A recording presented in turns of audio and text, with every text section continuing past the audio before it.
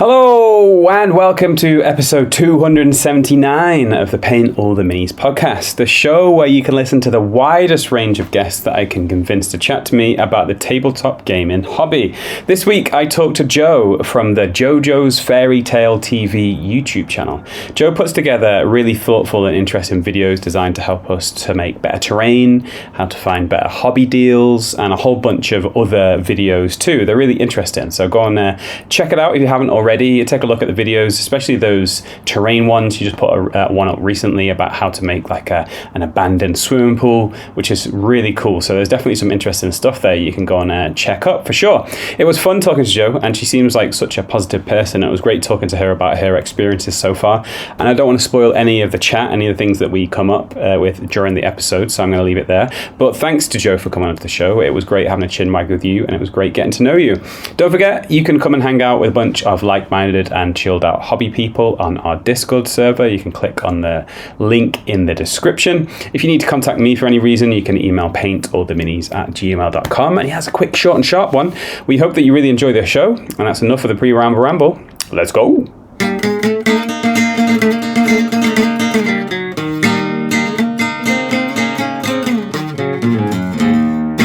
Paint all the minis.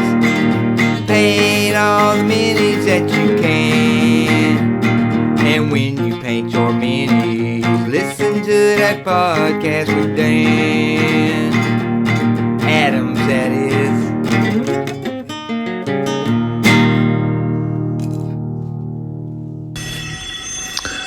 I know what you're thinking. Did he paint 6 armies or only 5? Well, to tell you the truth, in all this excitement, I've kind of lost track myself. But being that this is Paint All the Minis, the best place for painting and hobby on the internet, and people aren't going to bite your head clean off for posting, you got to ask yourself one question. Do I feel lucky? Well, do you, punk? So hey, I am here with Joe from JoJo's Fairytale TV YouTube channel. How's it going, Joe? Hey, I'm good, thanks. How are you? I'm all right. Did I do okay? That's quite difficult. I kept on thinking I'd forget what to say when I was introducing you, but did I do okay? Yeah, it's a bit confusing because I refer to myself as Joe, but then the channel's JoJo. It's kind of my way to separate my online presence to who I am outside of that as well. That's a very intelligent thing to do. But the first thing I need to do is say thank you. And the reason why I'm saying thank you is because I'm sitting at my hobby desk for the first time in the new year. I've been off work on holiday and I've not really done much painting, but whenever I do a podcast, I'm always sitting at my hobby desk painting. So thank you. Thank you for that. I appreciate it. Nice. Are you sitting at your hobby desk right now? I am, yes. Well, sort of. I'm in my hobby space, opposite my hobby desk. Nice. So do you have a small part of a bigger room, or do you have an entire room dedicated to your hobby stuff? So I'm very fortunate at the moment. I have an entire room dedicated to all of my hobbies, so everything just lives in this one space. Nice. That's pretty good. Is that a fairly recent development, or is it something that you've had for a long time? Yeah, so I think when I first started out, it was just a table in my kitchen and I just had all of my miniature paints and everything on it. And it was quite important to me to have a space where as soon as I wanted to paint, I could just sit down and paint. So I never wanted it to be like, oh, I need to get it out of storage or out of the cupboard and put it on the table. So that's why that happened. But obviously having in the middle of the kitchen, my setup being there all the time wasn't that convenient. So then I went on to convert my garage, really small, cheap conversion, just literally moving all the junk out of it, putting some old tables in there and just heating up with a little radiator so I could work from there. And then that slowly moved into when we moved house, just having a dedicated hobby space. So it's been really nice. I've had this space for about a year now. That's really cool. So when you were moving house, how high up on the list was a dedicated hobby room? Was it just something that was, if you had it then great, or was it something you were actively looking for? It was absolutely top of the list. Nice. I didn't even care about the bedroom. I was just like, as long as I got my hobby space, we will find space for the bedroom. That's cool. Right. So before we kind of start talking about the YouTube channels and hobby history, we just had both Christmas and New Year. So which one of those two do you prefer? You're more a Christmas person, New Year person, or maybe neither? You don't celebrate either?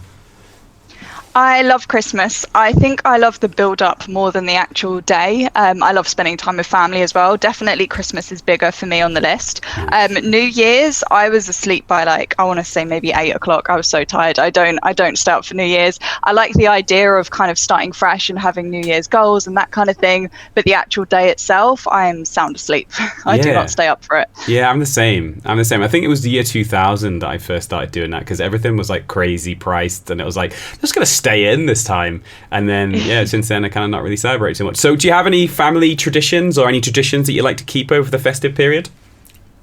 For Christmas, yes. So my mum's from Lithuania, so we celebrate Christmas Eve quite big. So we have 12 dishes, and you have one dish to celebrate good luck for the new year, for each month in the new year. So that's something that we do. So we kind of celebrate Christmas Eve more than Christmas Day. Nice. That's really cool. That's nice. You mentioned 12 dishes. So if you can, are they always the same or do they rotate? Like, what's the tradition now? There's usually a lot of fish dishes. There's a lot of rules. I won't go into it because I don't remember all of them. My mum will, but there's a lot of food that you can't have. So you can't have like meat and certain stuff because it's supposed to be, it's quite a religious thing. So there'll be certain dishes that we do and don't do. I'm not personally religious anymore, but my family still is. Nice. That's really cool. Yeah, it's really interesting. I got a friend from Serbia, and it was the Orthodox Christmas this week. And so we were talking about the different traditions and things like that. So it was always interesting learning about different traditions that people might celebrate the same sort of festive thing, but in completely different ways. It's always interesting to broaden your horizons and learn about that stuff. That's really cool. Nice one. And so let's start talking about the hobby then. So we know that you do stuff that's over and above just regular hobbying. So talk to us a little bit about the YouTube channel. Talk to us about its name. Talk to us about what sort of videos and what sort of content we'd be able to click on if we went on there right now. Yeah. So the YouTube channel started out a bit kind of on a whim. So I was mainly posting on Instagram and everything was just gaming content because my partner and myself, we like to collect retro consoles and people like seeing pictures of them. So I started doing a lot of flat laid pictures of just very like, if it was like an orange Game Boy Advance, then everything around it would be orange and just very kind of aesthetic pictures. This was about, I want to say almost 10 years ago now, maybe. So it was quite a trend back then to do a lot of flat lay posts.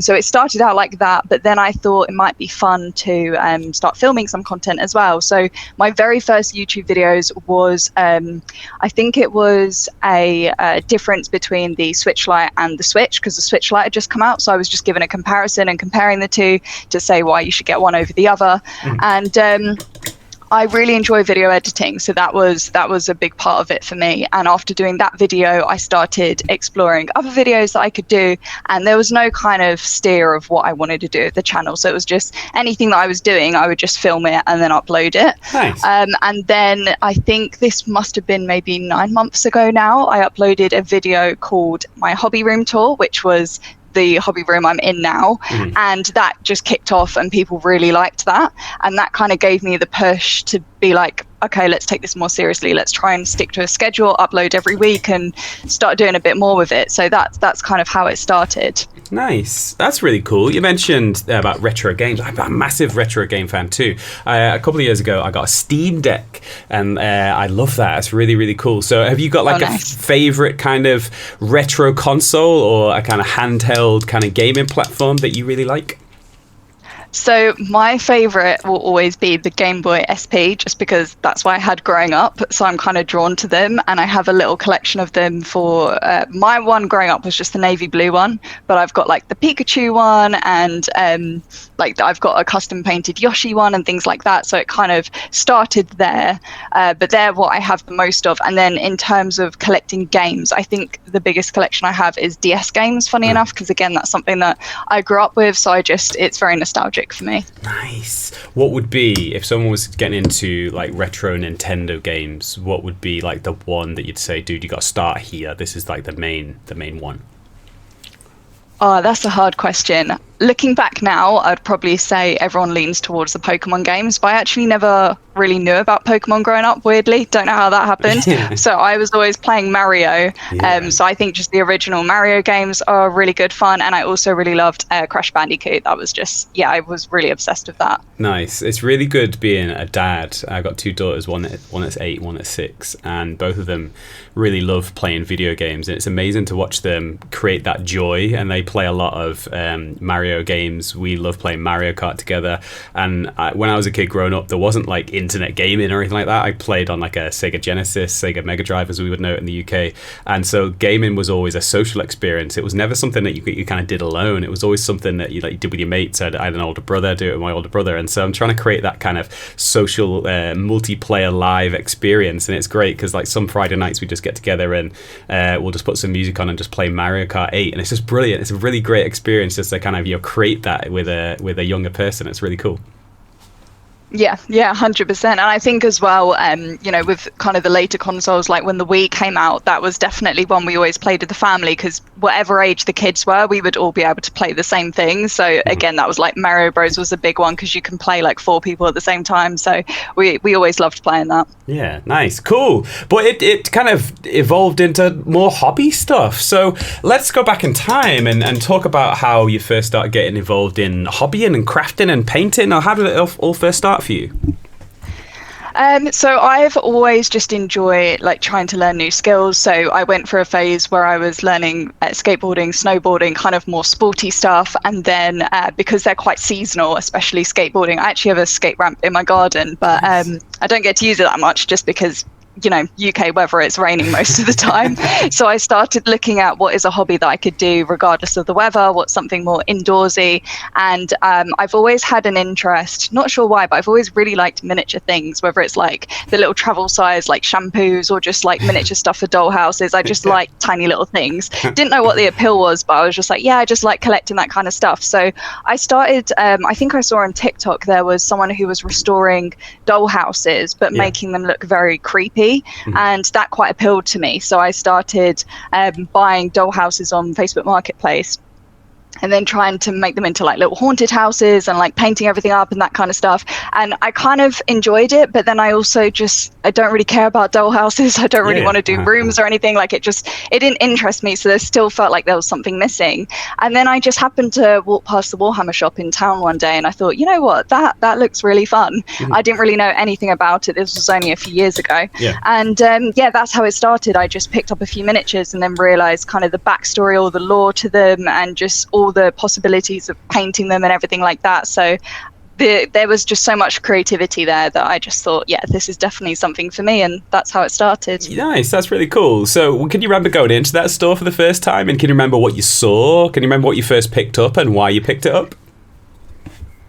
So I was a bit basic. I picked up the starter set, and it was on my birthday. I think it was my 25th birthday, I think. And I just thought, let's just spend loads of money on Warhammer on my birthday. So I just, all my birthday money just went straight into Warhammer, and I bought like the starter set, the starter paint set. And I always found Age of Sigmar kind of more appealing, just because I really like fantasy. I've never been too into sci-fi stuff. So I thought, definitely Age of Sigmar sits kind of more of an interest for me. However, most recently I have now started to really like 40k as well, so now I'm kind of doing both, but it definitely started out as Age of Sigmar. And so can you remember the formative steps of that? You remember cracking the box open and assembling them and painting them, and you remember that, because that's a heady time. It's like you experience them for the first time. So, this is great. Can you remember getting it home? Can you remember what you painted first, and how serious were you taking the painting?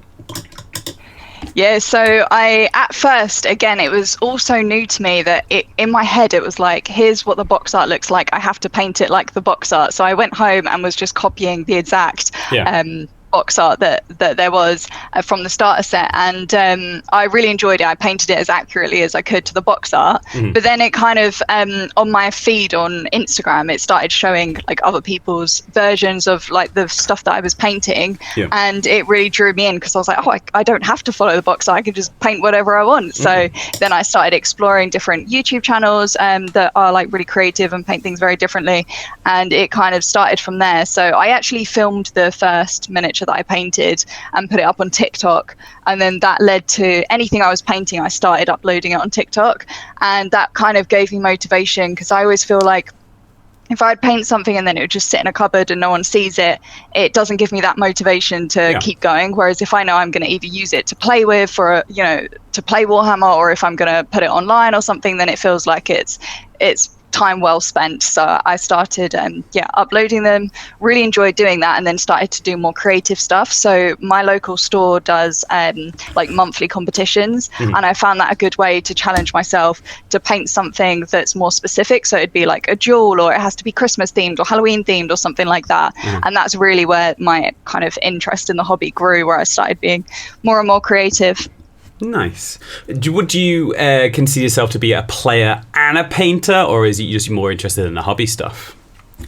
So I don't actually know anyone who plays, so I haven't played yet. And I actually booked in in a few weeks, like a intro session to learn how to play 40k. Yeah. So I'll be doing that in a few weeks, but as of now, have never played. However, I did start playing Trench Crusade recently, because I heard that that's supposedly like less rules and easier to pick up. So I thought that will be a good way to kind of get me into it and learn all the rules, and then hopefully it'll make 40k a bit easier. Nice. Have you ever played like kind of board games or tabletop games in a past, or is it something that's like completely new territory?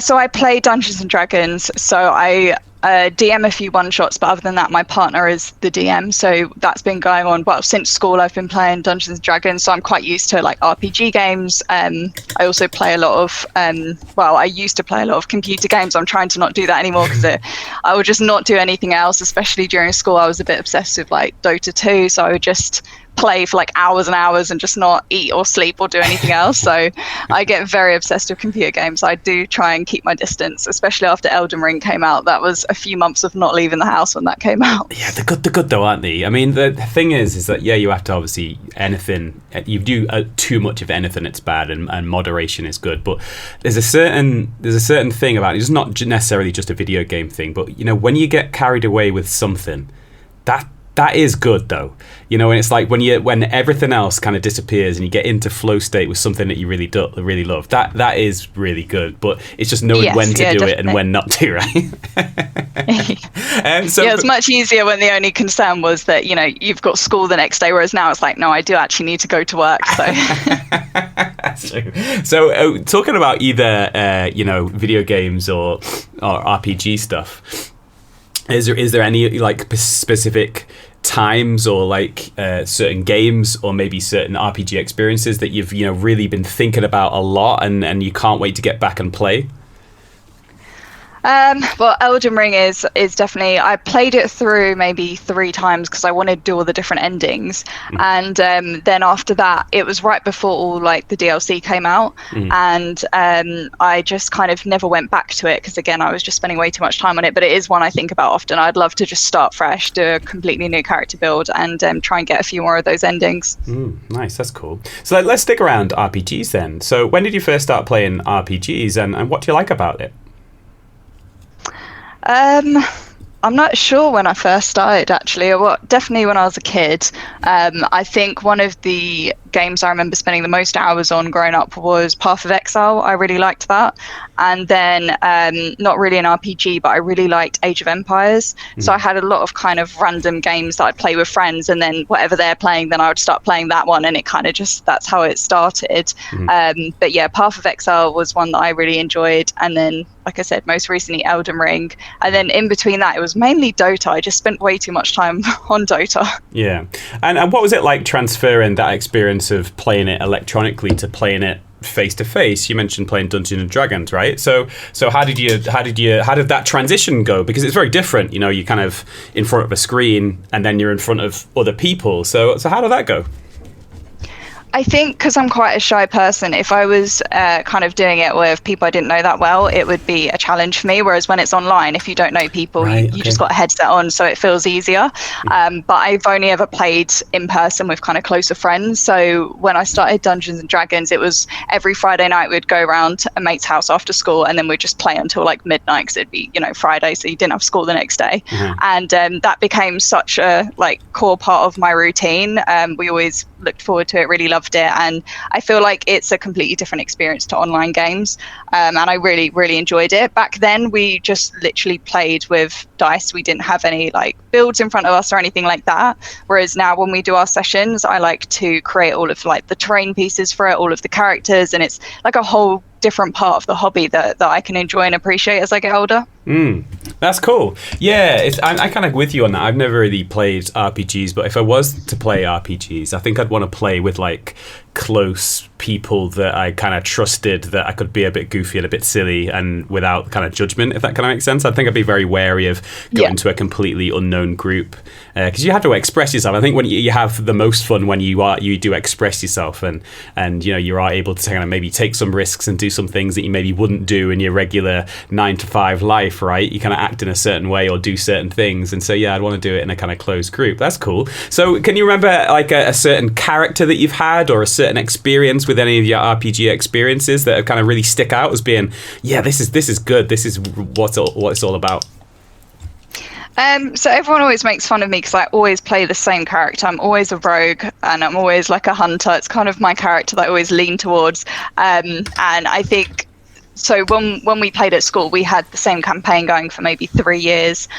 So you do get attached to the characters, and then you kind of learn their style and things like that. So even when I'm playing one shots, it's kind of what I lean towards is, stick to what you know.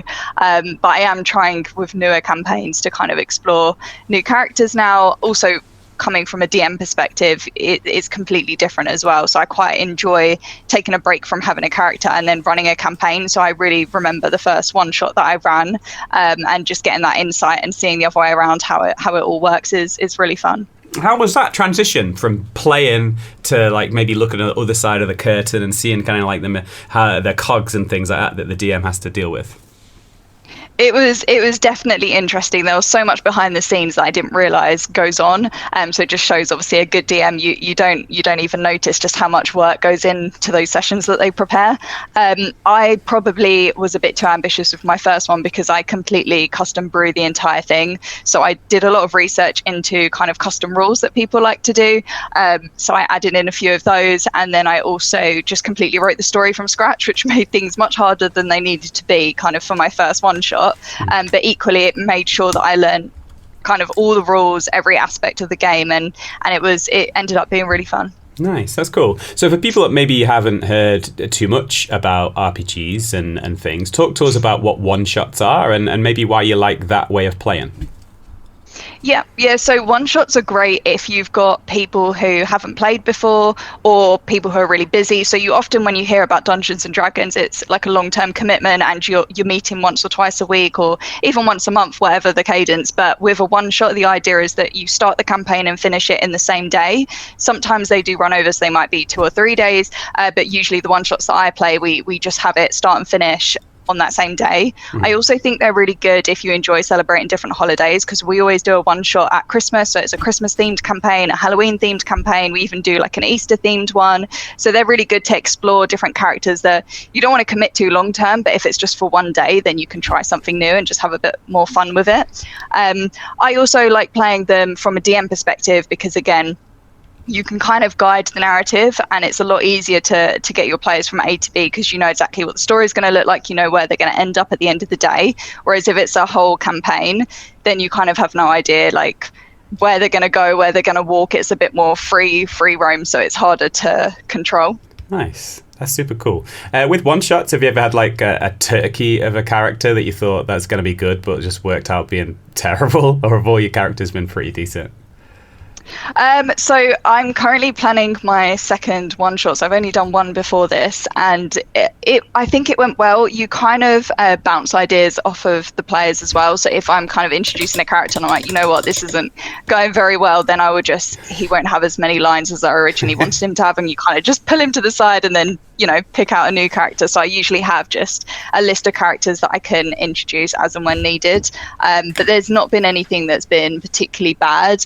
I will say though, some of the riddles, for me, that's the hardest thing. I really like doing riddles and puzzles and that kind of thing, and you just never know how hard they're going to be. Yeah. So some of the riddles that I planned out and I thought, yeah, this is going to take them at least an hour, and then they do it in like 10 minutes. Yeah. So I think that navigating that was quite hard for me. Yeah, I feel that. On our Paint All the Minis Discord server, we have a weekly quiz.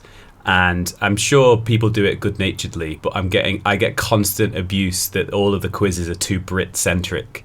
Because there's people from all over the world, and so you kind of every week I look at the quiz and I'm like, yeah, their questions are all right, and then I put them up there and it's like, oh, this is too Brit-centric, it's too difficult, you should make the questions more related to the US or Australia or something. So yeah, it's pretty hard. You've got to make sure that you like get the jigsaw pieces aligned, and you never truly know until you try and put the jigsaw piece together whether it's going to click or not. And you've always got to get something in the background. So like you're saying, if they do it quickly, you got something else that you can kind of throw in there too. Like you always need more stuff. That's really cool. So if you had to choose one, either being a DM or playing, what would you choose and why? I think for one-shots, I definitely prefer being the DM. I really like just being able to be completely creative and fully design all the monsters myself and all the terrain pieces exactly to kind of the specs that I want. But if it's not a one-shot, then I'm definitely prefer being a player, just because it's so much work being a DM. I can do it for a day, but I would not be able to do it like on a weekly basis. There's so much prep and skill like that goes in behind the scenes. Nice, that's cool. That's really interesting. That's awesome. So I always really enjoy hearing from people who play RPGs. They always seem to be creating really positive, long-lasting, like wholesome memories and stuff. And it always seems to be like kind of like the way that I like to play tabletop games, like narrative-focused, shared experiences, all that kind of stuff. That's awesome. So you mentioned about being really crafty, like not crafty as in sneaky, but crafty as in like, you mentioned dolls' houses and adapting dolls' houses. And I know that you do lots of hacks and you get lots of different materials from different places and use them for things that maybe people might not have thought of. So where does that come from? Were you kind of a big enjoyer of arts and crafts as a kid, or is it something that came to you as an adult?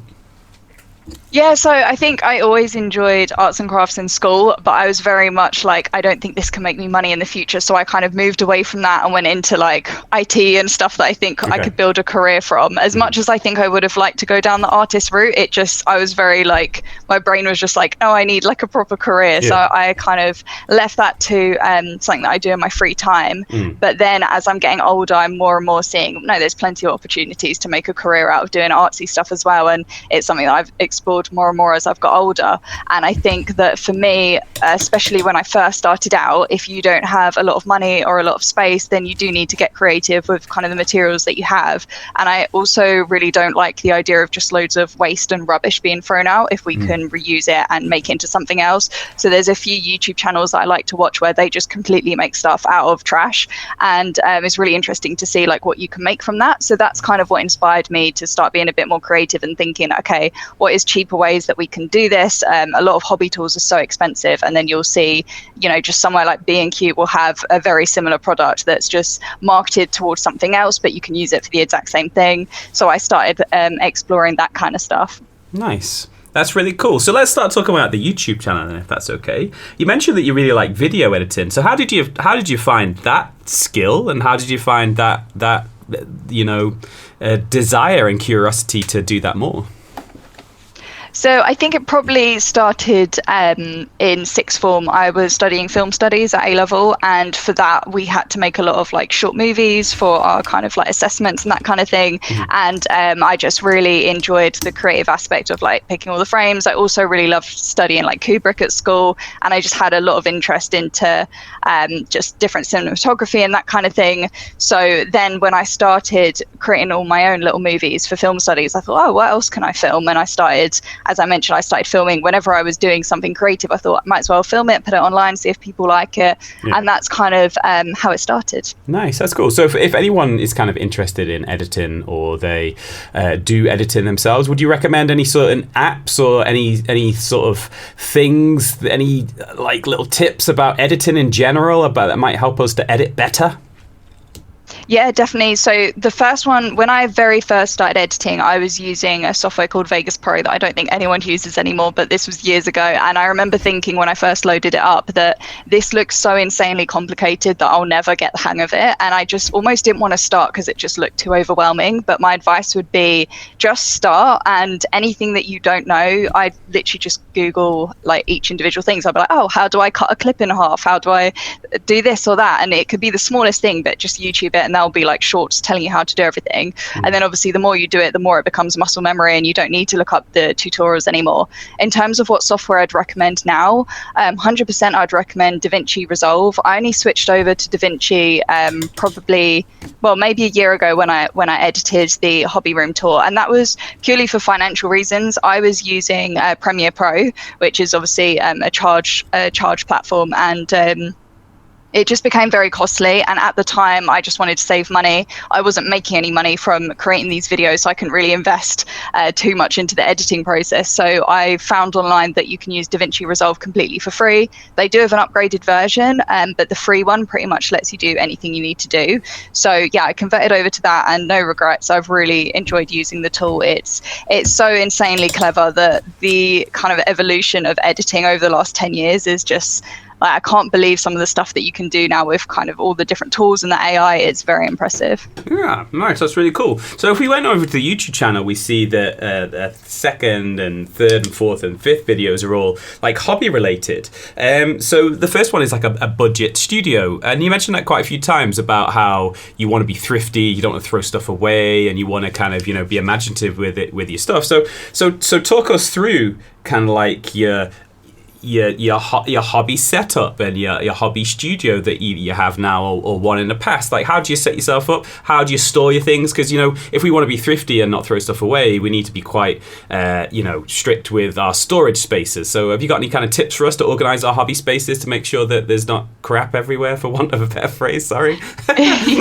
yeah So this is something that you got to find that line, because especially if you're making stuff from, just like, I collect a lot of like wrappers from food, or like packaging and lids and that kind of thing. If you don't have limits there, then like you will just be living in loads of crap basically. So I always set aside, in my current hobby room, I have one drawer that's really small, and anything in there is like just tiny little things that I find. So it could be like little springs from inside, like broken like gadgets or whatever, or it could just be like lolly sticks or plastic forks. Just anything random that's quite small will sit in there, and I tell myself that once that drawer fills up, I'm not collecting anymore. So if I then find something else that I want to put in that drawer, if it doesn't fit, then I need to switch it out for something in there, or just get rid of it. So I dedicate that space and say, okay, no more rubbish, it all needs to fit in this drawer. And that's how I try and kind of keep things more manageable.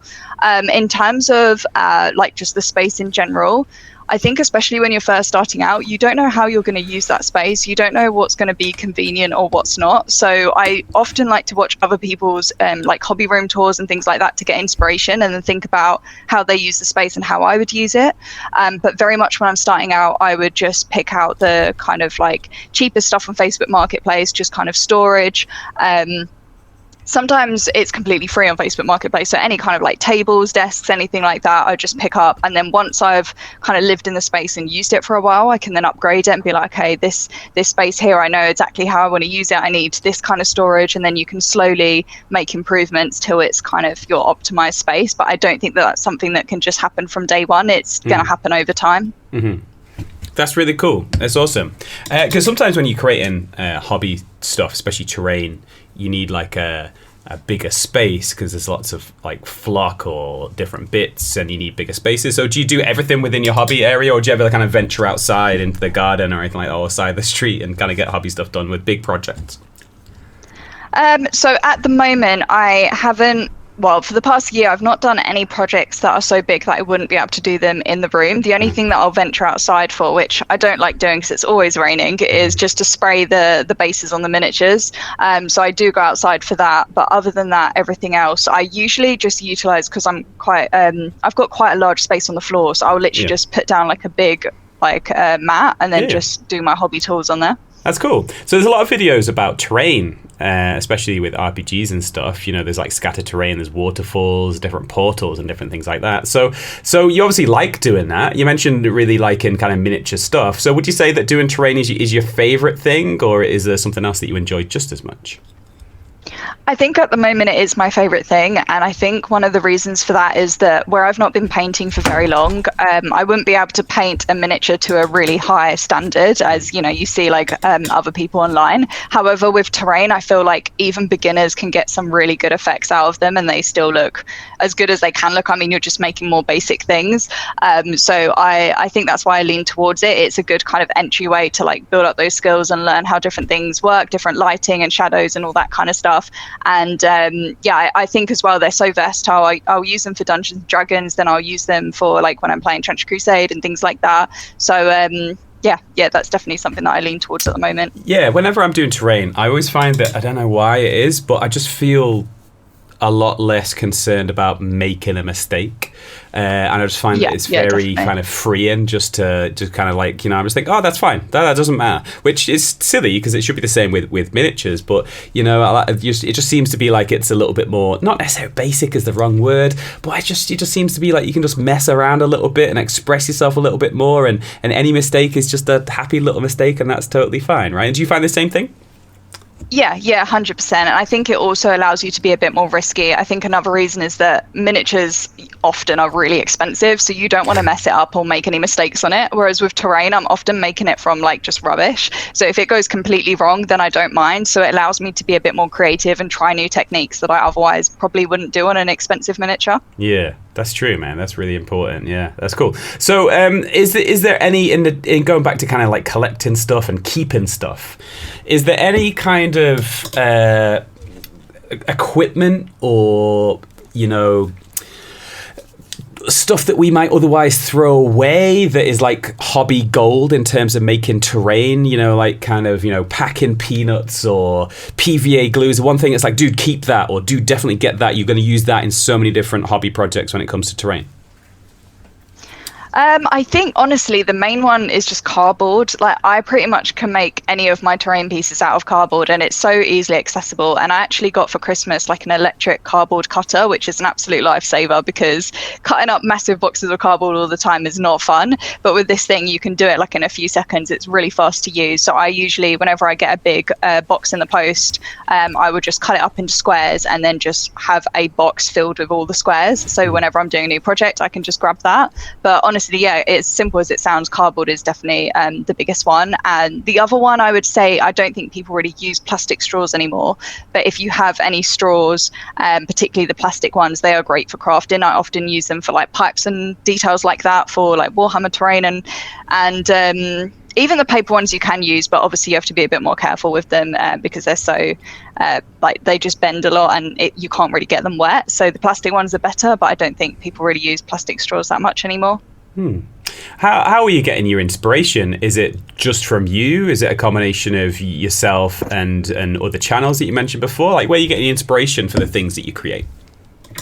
I do like to watch a lot of videos on YouTube to get inspiration, and I also find that if I have a specific goal in mind or I have a specific set of items in front of me that I have to make something with, then it kind of almost allows you to be more creative when you have that restriction, because all you have in front of you is what you can use, and then you just find a way to make it work. So sometimes giving yourself those boundaries, I think, actually allows you to be more creative. So I'll often just look into the box that I said I have with all the spare parts and say, okay, I need to build like castle ruins, and all I can use is the stuff in this box. You then start seeing those pieces in a different way and think, okay, this could be this could be that, rather than just thinking I need to build this castle, what could I use for this? And then there's just so many possibilities, it's hard to kind of think of an idea. Yeah, it's like Can't Cook, Won't Cook, but with hobby stuff. I'm not sure if you remember that game show. It's like a kind of TV show in the UK that was like, you get one of the contestants comes with a bag of shopping. I think it was like £20. They spend £20 on some random items from a supermarket, and then there's like some sort of celebrity chef that has to make something from it, right? So it's kind of like that. Yeah, what you do with hobby stuff, right? That's kind of cool. That's awesome. And so as we kind of think about, again, going back to the kind of the YouTube channel, there's a whole bunch of stuff on there. There's like, stained glass, you got lava, you've got all sorts of different stuff. So in terms of making content, are you just making content with stuff that you're doing at the time, stuff that you think is cool? Or do you have like a set agenda of stuff that people have requested and you try and bring forward? So I think at the moment the channel's a bit too small to get requests through. So I mainly just anything that I'm currently working on and find like I've got an interest in, then that's what I'll be making. So you'll notice a lot of the most recent videos are very kind of Trench Crusade heavy, and that's because that's what I'm playing at the moment. Yeah. So it often does lean that way. But I think I would like to get to a point where I'm able just to just post questions of, well, what do you want to see next? And then I'll try and find a way to make those items. But I think other than the Trench Crusade stuff, where I'm playing Dungeons & Dragons every other week, there's always new terrain that I make for that, and that's quite versatile as well. So it will just be like, you know, a brick wall and things like that, which obviously you can use for tons of different things. So that's kind of where I get the ideas from at the moment. That's cool. That's the best way, when you just kind of just, hey, this is what I'm doing anyway, and just join in with that. Because then over a course of you know, a year or a couple of years, you know, people can just go back and connect with that stuff anyway. So What is it about Trench Crusade that you like? What is it that kind of makes you interested, and what makes you want to, you know, create stuff for that? I really like Grimdark, and I love everything to do with like the underworld and demons and things like that. So the lore just really appealed to me, and the art style, I just think it's so gory and awesome. I love it. So I had so much fun painting up all the miniatures, and yeah, that was definitely the big draw into me. And then the other side of it was that I was told it's a lot easier to pick up than like 40k. So I thought that's a good entry point. Let me learn how to play this and then go from there. And it was actually at a I can't remember, I think it was GriffCon I went to, and they had someone had set up the game and said you can just give it a go. So I gave it a go there, thought, yeah, I can learn how to do this, and that's how it started. Nice. How's it been kind of interacting with you know, people in a new hobby? Because I know that when I first started playing, I played a lot of sport as a kid and as an adult, and then I started getting involved in a tabletop kind of painting and tabletop gaming you know, community. And how did you find that transition? Did you find a whole bunch of kindred spirits? Did you find, you know, that it was difficult to kind of interact with people? Or like, how did you find connecting with people in the hobby? I think in terms of in person, it's been harder because I don't really leave the house. I like to do all my hobbies at home. I know some people like to go to like gaming cafes and things like that, but I think I'm a bit too shy for that. So in terms of in-person stuff, it's pretty much been the same, that I just play games with people I already know and that I'm already close with. But in terms of online, I do find the community quite different to kind of the gaming world. The Warhammer community is, well, from my experience, it's really nice. It's really welcoming. I always see people posting pictures of miniatures and asking for advice and feedback, and I really like being part of that community to kind of just learn and see what other people are doing, and also seeing what other people's mistakes are is often like the same mistakes I'm making. So it's a really good way to kind of develop your skills. Yeah, what I really like is something that you mentioned a while ago, is how you can have maybe, you know, 50 people that are painting the same sort of model at any one given time, and everyone's interpreted it in a slightly different way. Even if they're following the box art, they might have used different paints or a different style and things like that. And that's what I really like. I really like seeing models that I either have painted or am painting, and just seeing what other people have done with it. I think it's really enriching when you can see, you know, the same kind of thing but done in 20 different ways. It's really cool. And so have you found that as well? I mean, have you found that motivate you? Because you mentioned that you like posting and people interacting and seeing other people's posts, right? Yeah, definitely. And I think that's one of my favorite things to do, is when I get a new miniature, I will just search that miniature on like Google and Pinterest and Instagram and just bring up everyone's version of it and just look at them all, and just kind of, that really inspires me to see like what do I like from these. I haven't really been painting long enough to have my own style yet, so I often like to just take aspects of other people's work and just see, okay, yeah, I like the colors they used in this one, or the shape they used on this one, and kit bashed this one, and just kind of then bring all the components together to inspire me to paint how to paint mine. Nice. So as you kind of painting has evolved, you mentioned it's a fairly recent thing, and you mentioned when you went to the JoJo's store, you kind of picked up the Citadel paints. So how has your painting, specifically painting, how is your painting technique? How is your painting process? How have your painting equipment, brushes, paints and things, how's that evolved over the last year or so?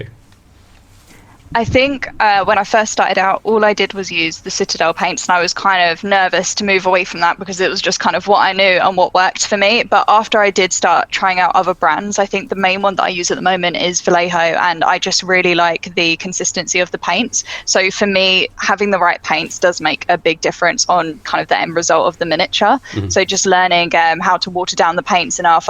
Different paints obviously need to be watered down different amounts, and that's something that I've learned recently. I've started using Green Stuff World paints, which are much more watery, so I almost don't need to add water to those. So that is something I've definitely kind of developed that skill over time, because when my miniatures, the first ones that I painted, are kind of very, like, you can just see the paint is just caked on it, it's just really thick. So just learning kind of all like glazing techniques, things like that, that's something that I really focused on.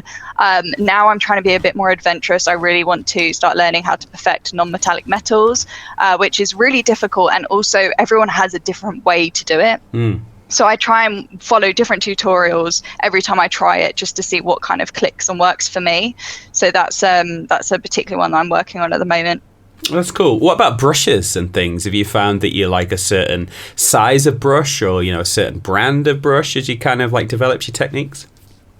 Yeah, so my favorite brush when I first started out is actually just the one that came in the starter pack. And I loved that brush so much that when it started to just get completely worn out, I went to replace it, and the guy was like, no, we don't, that only comes in the starter pack, we don't sell that brush. So I was like, I don't know what to do now.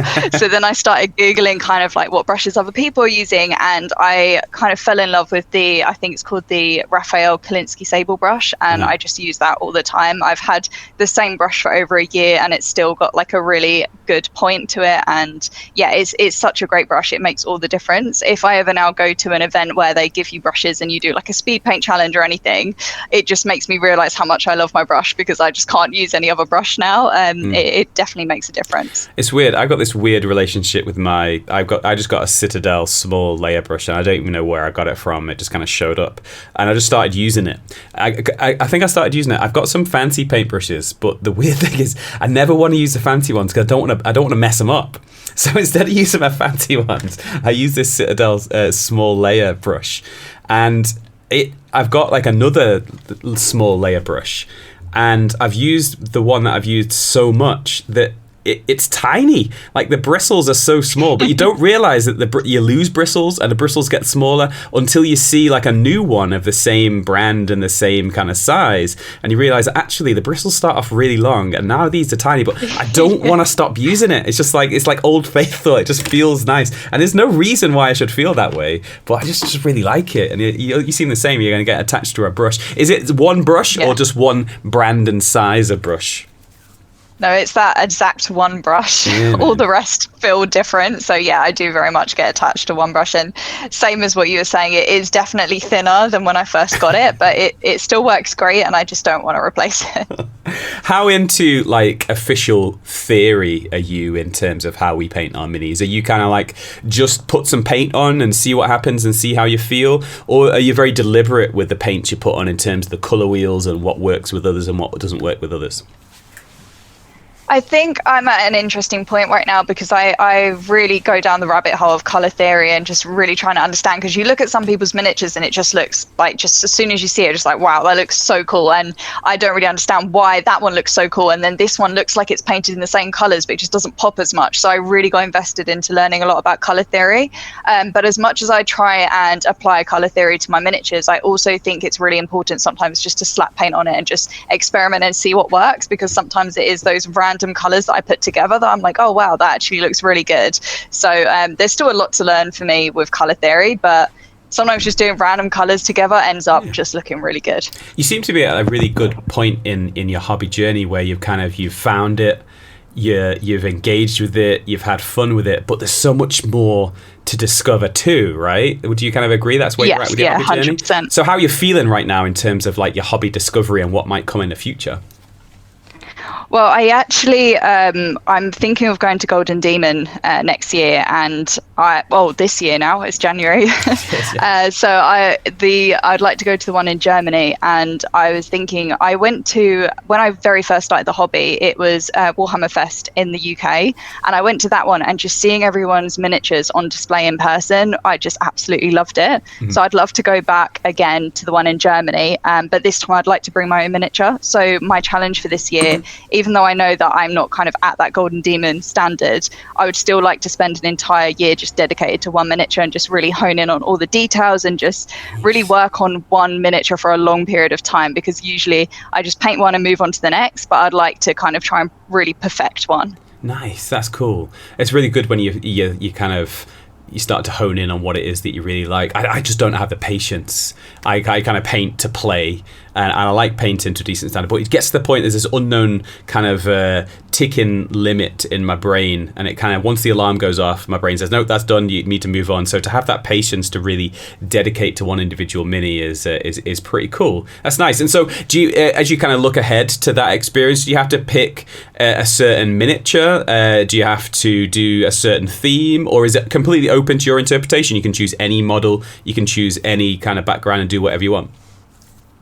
So I've decided what category I want to go into, and it's the dual category. So I'm looking at, there's a few miniatures that I've got an idea for, but I always find that first step the hardest, where you actually need to just build it and start painting it. Once you started, it feels a bit easier, but that first step just feels a bit overwhelming, like, oh, I don't know where to start. So I'm currently in that stage where I don't know where to start. So I'm just going to continue doing research and just seeing what kind of miniatures will work together, what kind of colors I want to do, and then hopefully get the pen to the miniature and actually start. Nice. That's exciting. I wish you all the best of that. I can't wait to thank you. to see that. That's cool. You mentioned quite a few times that you get inspiration from others, and you mentioned that you're quite involved in kind of social media and stuff like that. So is there any kind of accounts or any YouTube channels or any kind of people that you want to kind of give a shout out, for maybe us to follow that really give you inspiration and really, sing to you? Yeah, I would say probably one of the YouTube channels that really got me into the hobby was Squidmar Miniatures, and I really enjoy watching their videos, and it's really cool to see how they've kind of progressed over the years as well. Their videos are just kind of getting bigger and better, and I love all the challenges they do. And I also think because they've got a second channel as well called Squiggly Bits, I really like their kind of quick tutorials. As I mentioned, I do use a lot of their Vallejo paints, so they will do like a quick tutorial on like how to do non-metallic metal, and then all the paints you need to use are in their sets. So for me, it's really easy to just know exactly what paints to use and then exactly what kind of skills to apply, whereas usually I'll follow a tutorial and then they'll mention a paint and I'm like, I don't even know where to get that paint from. So you kind of just give up. But with this one, it just feels a lot easier for me. That's cool. That's awesome. And what about kind of social media stuff? People on TikTok, you mentioned quite then, and Instagram, things like that. Is there any kind of painters that you really kind of look forward to seeing whenever it comes up on your feed? Yes, I do actually have a favorite on TikTok. So the account on TikTok, I think she is also on YouTube and Instagram, but I mainly watch her TikTok videos. And her name is Orion's Belt Minis.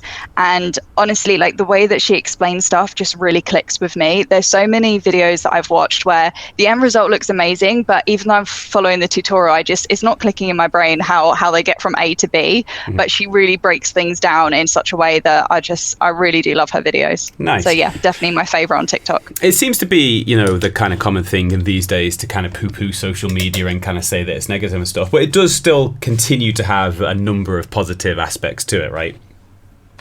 Yeah, I think so. I think that you have to draw that line where you're not using it all the time and for the wrong things, but I mainly, you always see these accounts where it's like, oh, it's just brain rot and you're just not learning anything. But I try and, especially on TikTok, all the accounts I follow are like tutorials or learning stuff. Like I do a lot of gardening as well. So I follow like allotment videos and things like that. So I try and fill my feed with stuff where I'm learning stuff rather than just like random memes and things, which, would fall into the kind of more brain rot category, I guess. And it's really important to note, like I always say this, that I really like social media in the sense of it enables me to connect with people people that I share a deeper connection with. I think if we take social media away and take the internet away, you can therefore only connect with people that are in your local vicinity.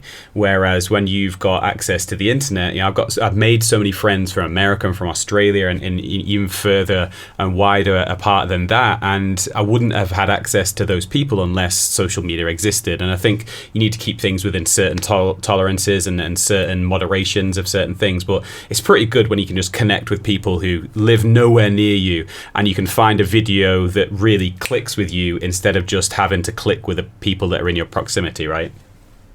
Yeah, 100%. And I also think that when you look at painters from different countries, everyone has like different styles and different ways of painting. So just having that diversity is really important to me. And I've also through my Instagram, I've met a lot of people like from Norway that they've come to visit me in the UK and I've gone to visit them. And it's so nice to meet people that you otherwise would have never crossed paths with. Yeah, it's pretty cool. I think it's important to remember that when, people are, crying down social media and things. And I understand both sides of the argument, but it is pretty special to be able to kind of, like you say, just go and visit someone in Norway. You might not have ever gone to Norway anyway, and then you go in there to see this person that you met. That's a pretty special experience. It's pretty cool, right?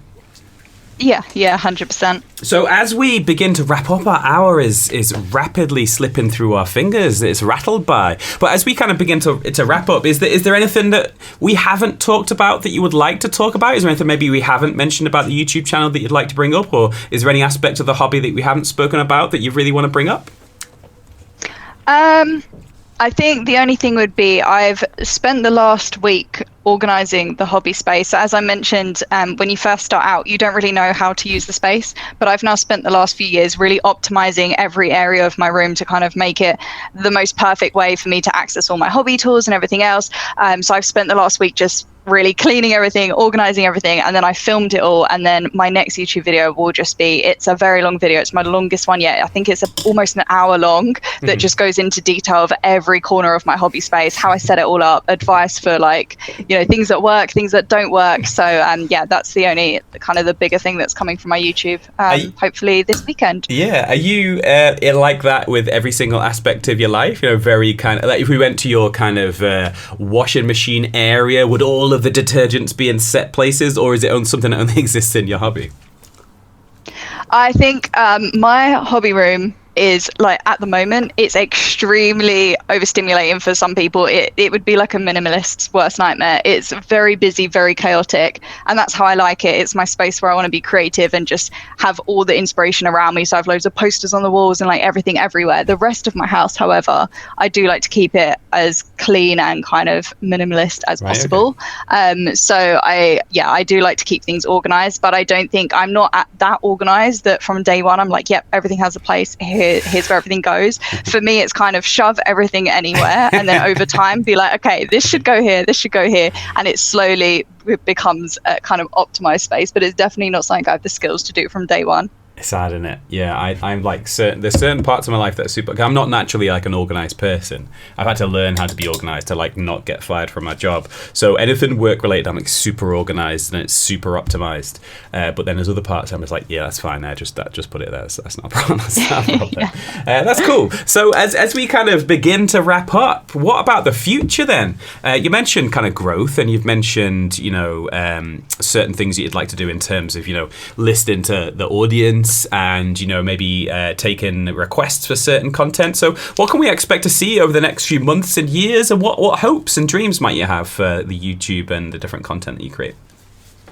Yeah, I think I've definitely moved away from Instagram, and I would like to just focus all my energy on YouTube. And at the moment, the schedule that I've got is I post once a week. However, if the account continues to grow, I would really love to get to a position where I'm posting like a few times a week and have a lot more varied content. So, dedicated Warhammer videos, Trench Crusade, Dungeons and Dragons, and just really explore all of my hobbies rather than just here's what I'm currently painting. I'd like to, expand that.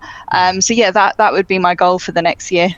Nice, that's cool. And what about, is there any other games or any other genres of minis that have been fluttering their eyelids at you from across the room, or you kind of invested in the Trench Crusade, and you mentioned you're starting to maybe think about 40k too, or is it easy to avoid other games, or is there lots of games that are kind of crying for your attention? Not games, but there is one miniature that I'd like to paint that falls outside of Trench Crusade and Warhammer, and that's I don't know if you know Rogue Hoggy's Rascal Town miniatures, but I bought one of those and I'm very excited to paint it. And actually, when I ordered it, I based it, and I used a new base that I haven't used before, and it basically ruined the miniature. So I thought, oh, that's fine, I'll use like a cleaner to remove the base and start fresh.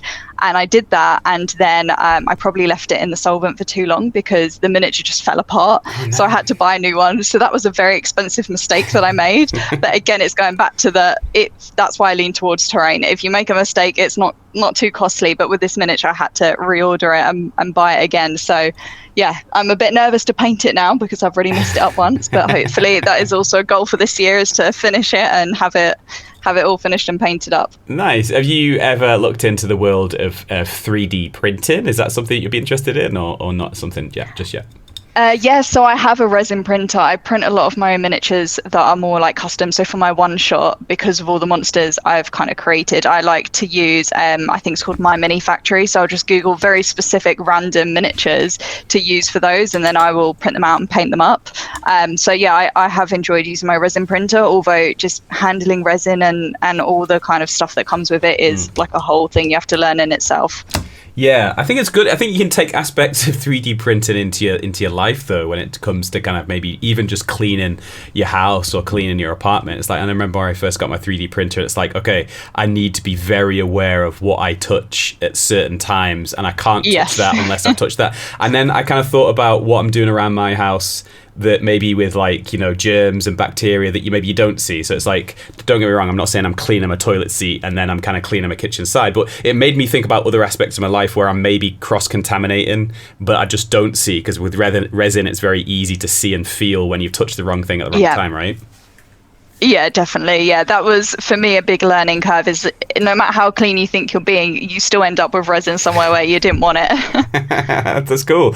All right, well, that's all we got time for, unfortunately, Joe. It's been amazing to kind of get to know you and meet you, I guess. And if you haven't checked out JoJo's Fairytale TV, then make sure you do, because even if it's just for terrain, it's interesting. There's a whole bunch of scratch-built terrain, which is really interesting, that you can go and look at. And then just the hobby organization and hobby room setup. There's something about that. I'm not sure if it's like the MTV generation, when Cribs first started. I think I'm a little bit older than you, obviously, but like this, I remember watching MTV and Cribs used to come on, and it used to be going around to someone's house and look around the house. There's something about looking at someone's hobby setup that's just, I don't know, interesting. It's kind of like chewing gum for your eyes, right? Yeah. So you can definitely go and check those out. So thank you for your time, Joe. We really appreciate it. And it's been great to get to know you. And no doubt in the future we'll kind of cross paths, and it'll be great to talk to you again. Great. Thanks so much for having me.